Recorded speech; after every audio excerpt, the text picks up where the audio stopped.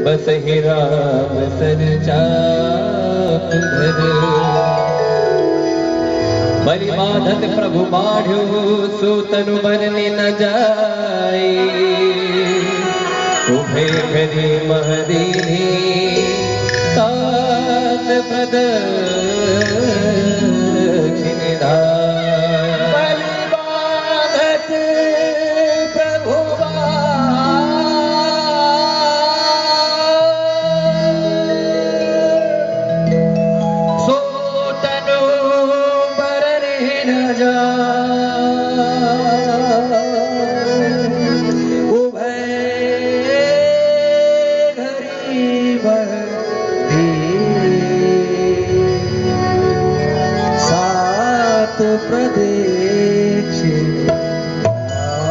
जामवंत जी ये कहते हैं कि जब मैं जवान था, जब मैं नवयुवक था, तो मैंने वामन अवतार में प्रभु की 7 बार प्रदक्षिणा की थी, लेकिन अब तो मैं बूढ़ा हो चला हूँ।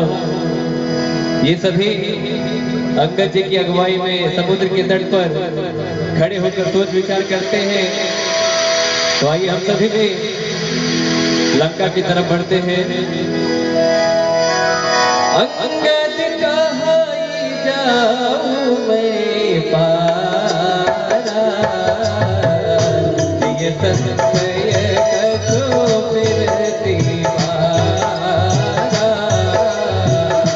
जामवंत कह तुम सब लायक, पटई अग्नि सब ही कर नायक।